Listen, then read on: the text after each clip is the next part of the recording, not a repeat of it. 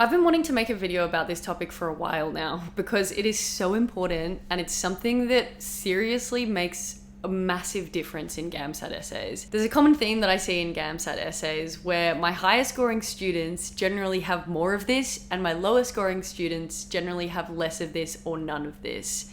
So it's a pretty clear trend here for me, and it's something that I wanted to teach you guys and communicate to you guys because I really hope that it will make a difference in the quality of your own essays. It's something that's going to separate you from the rest of the GAMSAT essays that the markers are going to be reading, which is obviously something that we want. We want our essays to stand out in the GAMSAT so that we can get a higher score than everyone else, so that we can be placed in those higher percentile bands for section 2. It's also going to make writing essays a lot easier for you, and if that's not enough to convince you to include this in your essays, then I don't know what will. Come on, come on, come on, come on, come on.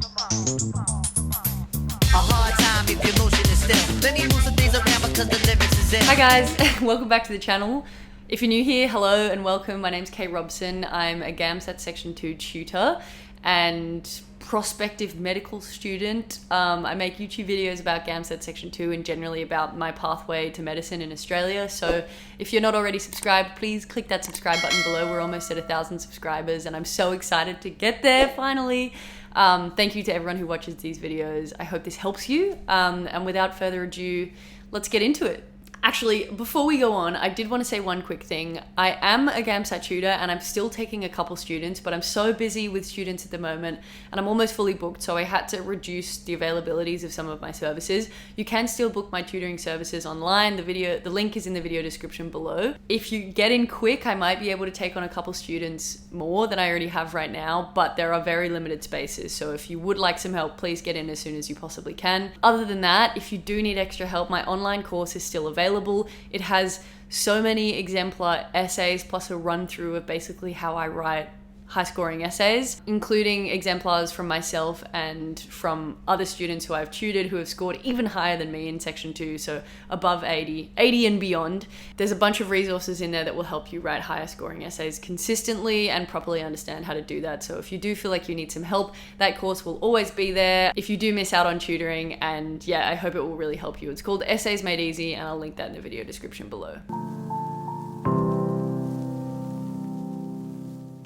So we're going to talk more about what scope actually is in the next part of the video, but I first wanted to talk about why scope and convince you about why scope is so important in GAMSAT essays. We see scope in research papers, scientific studies, arts and humanities essays. So like the question should more be like, why should scope not be included in your GAMSAT essays? Like, scope should be in everything. Simply because you can't tackle everything in an essay, especially in 800 words, which is what GAMSAT essays roughly are. So scope should go in your essay. A good scope makes a good essay. Throughout the course of my bachelor degree, my 2 bachelor degrees actually, like I started a communications degree, I did a bit of that, I did a year and a half of that, and then I did a Bachelor of Medical Science, which I just finished last year. Throughout the course of both of those degrees, I took arts units, so I took humanities units that required me to write essays about art subjects, right? And when I got assignments for these subjects, I had to write essays with such narrow scopes. And I think that made me realize the importance of having a scope in an essay. And that carries through to GAMSAT essays. I remember in one of my subjects, I had to write an essay on the genre crossing in Ah Cheng's series of novellas, The King of Trees, and how that is symbolic of the political turmoil that China was going through during the Cultural Revolution and Mao's reign. Like, probably a lot of that didn't make sense to you, but like, it was so specific to what we were studying. And that essay that I wrote was 3,000 words. A GAMSAT essay is like probably around 800. So the fact that I was able to write 3,000 words on something so specific just shows that if we have less words, we should be writing specific essays, because when you write specific essays with specific scopes, you're able to write more accurate essays that say more. When you talk about something more specific and you narrow your scope, you are able to say more accurate statements. You're able to analyze the topic more deeply, more truthfully, and get to the bottom of it rather than just remain surface level and make generalizations. That's the thing that I often see people do when they come to me without scope in their essays. They write very general statements because it's hard to write specific, accurate statements about something so big, about a topic that's so broad. And so like we have to generalize when we write really broad essays without much scope, or with really broad scopes, because like we're trying to apply the topic or our thesis or our contention or our point to something so broad. Like it's really hard to write specific points with such a broad scope. But when you do specify your scope and you do narrow your scope and your focus and the domain in which you're focusing on in your essay, then you can write more specific statements about things. You can really get down to the nitty-gritty and actually say something of value in your GAMSAT essays, which is the idea at the end of the day, right? Like you're trying to communicate your ideas, something good, something like a great idea in a GAMSAT essay, and to communicate that well. So you want to make things easy for yourself in a GAMSAT essay. Essentially, scope provides quality and depth to your GAMSAT essays. And with the higher scorers that I come across and the students that I've had in the past, with my essays as well, we try and make them, the scope, so specific that it just makes it easier to write about. These essays find greater depth and find greater quality when we specify that scope down. So that's why I encourage you to do it. The other thing to remember as well is that the prompts that ASA give us in the GAMSAT are usually so broad, right? Like they're about something like art or like government or peace, war, love, family. Like they're so broad topics in themselves. Like it's so hard to tackle something so broad and so big really well in 800 words. Like you're just not going to do it justice. So by taking that theme or taking those prompts and the broad theme inside them and narrowing that scope down, saying, I recognize that I can't tackle this whole topic in 800 words, but also I'm going to tackle this specific part of the prompt, a specific part of the theme, so that I may be able to do that bit justice. It's self-aware in that way. It's saying, I realize that I'm not going to be able to do that well if I try and do all of it. It's completely impossible to debunk war, all of war, everywhere, every when, in one single essay in 800 words. I recognize that. That's impossible. I'm not going to try and do it because I'm not going to be able to do it well. So I'm going to take this angle on the topic. I'm going to look at this aspect or this period of time or this country or this location and look at that instead. Because if I choose that, I may be able to make accurate statements and actually really say something on the topic. To stand out from the others and to avoid falling into that group of people who are writing broad essays, your essay needs an angle.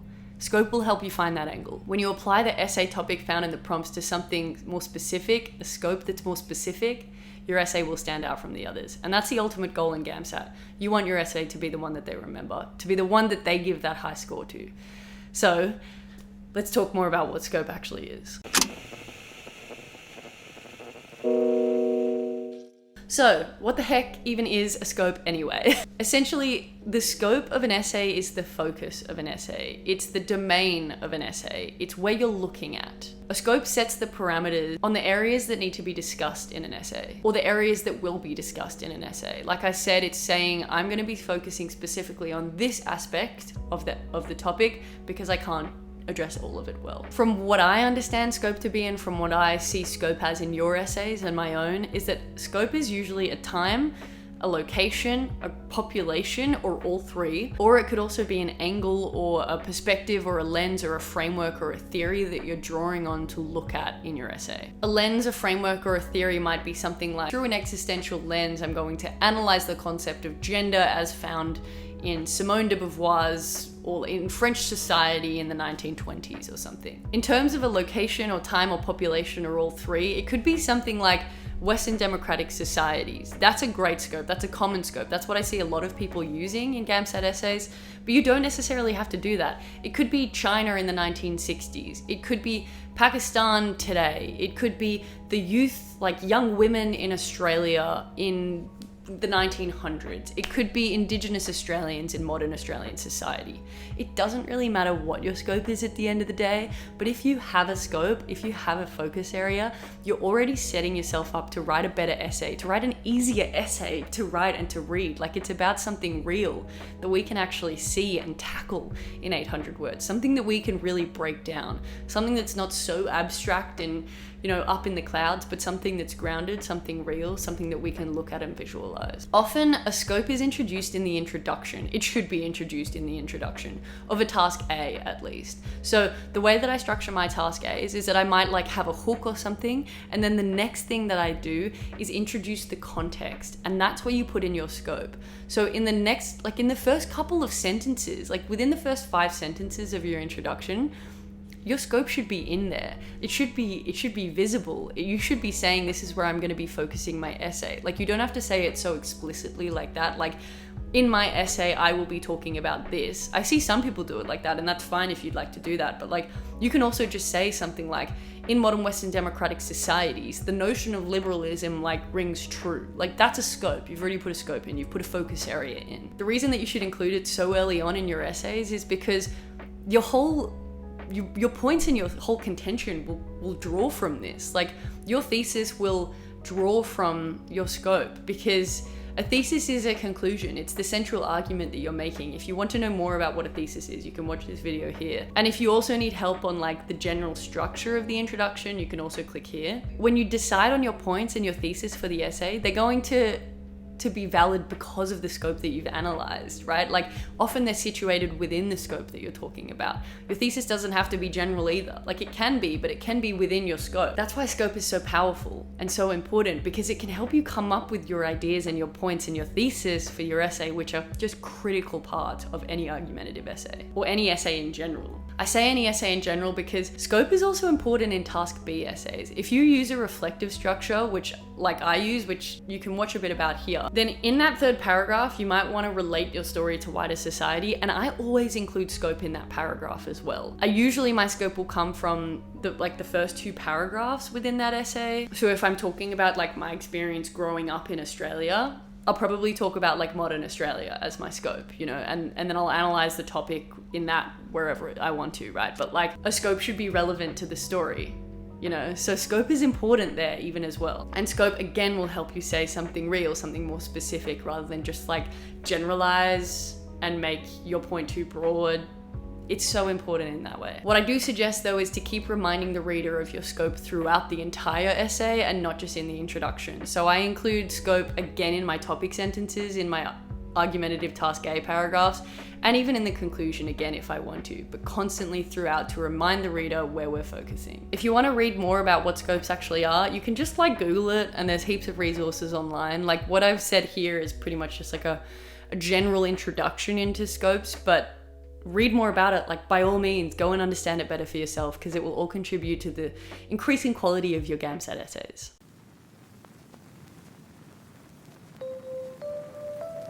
As always, I thought I should include some examples of scopes from essays that I've written and from essays that my students have written, to help you understand better what scopes actually are in GAMSAT essays and what they look like. Obviously, I can't show you entire essays. I do have entire essays in my course if you'd like to access these, but these are just snippets, little introductions into scopes. And if you need extra help, you can, you know, find me for tutoring or enroll in the online course. So the first thing I'm going to do is read out a couple scopes from introduction paragraphs, which will help you see like how scope is introduced in the introduction of a task A argumentative paragraph.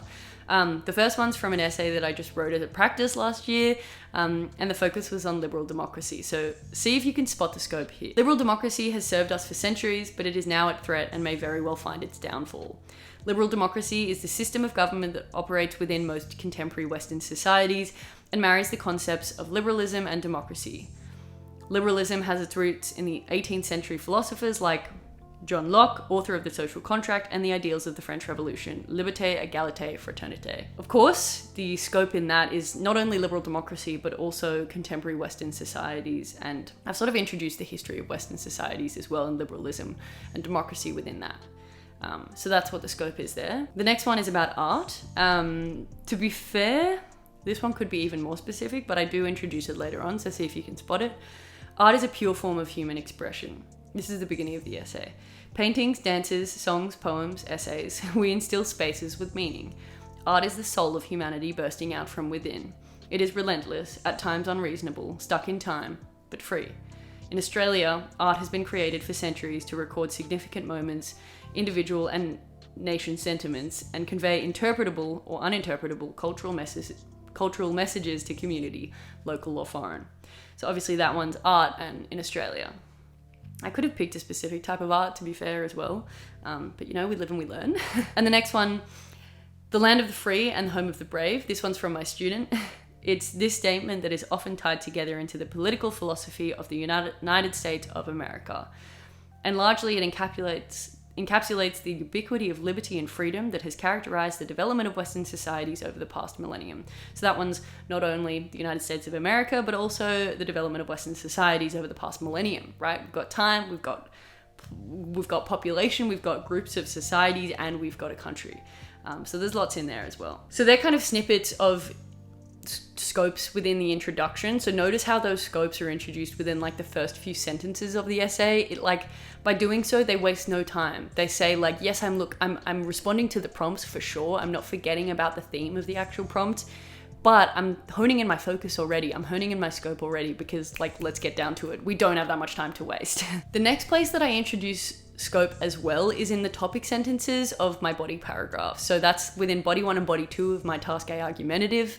Again, the structure is also in the course or in some of these videos here, but also in the topic sentence of the task B reflective wider society paragraph. So if you relate your anecdote or a memory or a story to something in wider society, a topic sentence is a great place to introduce scope because it not only reminds the reader of where you're focusing and where they're looking at for these points and these arguments and these answers, but also to focus your actual paragraph on something more specific, like cut the crap, introduce the scope, and let's focus on something that we can actually really look at. So here are a few examples of topic sentences that I thought were pretty good from some of my students. Some of these guys wrote really great essays, so shout out to these guys if you're watching. The first one that I really liked was Pakistan's youth's distrust in political leadership is a threat to the country's democratic system. So we've got Pakistan's youth, political leadership, and democracy. Another similar one, we've got the United Nations must take action to mediate the Kashmir conflict between Pakistan and India. A clear point that this person is arguing for, a clear scope, the United Nations, the Kashmir conflict, Pakistan and India. Like how specific, something that you can really argue for within a body paragraph, right? Like that's something that you can actually justify and argue for in a body paragraph rather than something so broad. Another one that's, you know, pretty straightforward, the political philosophy of democracy has undoubtedly contributed to great societal progress within contemporary Western nations. Like so specific, easy to argue for within a paragraph. We've got democracy, societal progress in contemporary Western nations. That's something that you could probably tackle, although it's still pretty big. Like you'd have to narrow that down with a solid example, but like it's still something that's more tackleable in a paragraph. Another one that's kind of also about contemporary Western societies, and again, you can see this is one that people often use in GAMSAT essays. You don't have to, again, it's honestly good to be unique, so think about what else you might want to write about, but it's there to fall back on. Yet it seems to me today that the ubiquity of money and commodification is corrupting the workings of democracy in our contemporary Western societies. So we've got money, commodification, democracy, contemporary Western societies, classic. There's some examples of topic sentences and where to include scope within your topic sentences. I hope that helps. Try to do it as much as you can because including those will make a real difference. The last thing I also thought I would do in this video is to include a couple examples of bad scope or some bad examples of scope where scope hasn't been included at all or at a very minimal amount.